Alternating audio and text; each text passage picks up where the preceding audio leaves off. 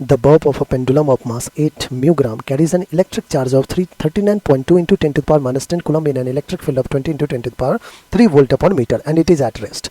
The angle made by the pendulum with the vertical will be, बच्चों angle जो pendulum made कर रहा है विद वर्टिकल वो हमें फाइंड करना है.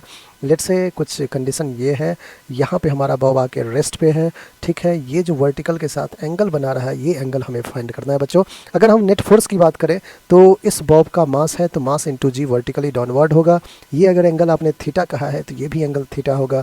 स्ट्रिंग में टेंशन टी, तो जिस स्ट्रिंग से कनेक्टेड है इसमें टेंशन टी कॉस थीटा का एक कंपोनेंट इधर, एक टी साइन थीटा का इधर कंपोनेंट. सिंस चार्ज क्यू है बच्चों तो क्या Q into E, let's say electric field का डायरेक्शन ये रहा, ठीक है, तो Q इंटू ए एक इलेक्ट्रिक फोर्स भी इधर लग रहा होगा.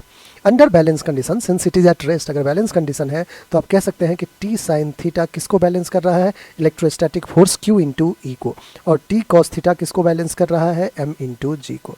बच्चों हमें थीटा एंगल चाहिए तो हमने क्या किया, दोनों को डिवाइड कर लिया. Tension tension cancel out, sine theta by cos theta tan theta which is equals to Q E by M G.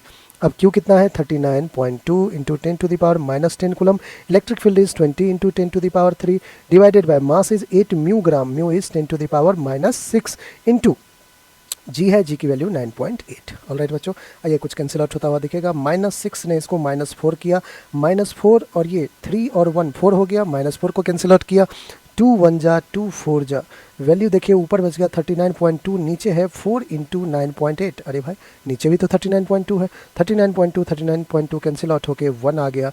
Tan theta की वैल्यू कितना आ गया बच्चों 1. टेन थीटा अगर 1 आ गया तो आपको पता है कि टेन थीटा tan 45 1 होता है, 1 को tan 45 लिख सकते हैं.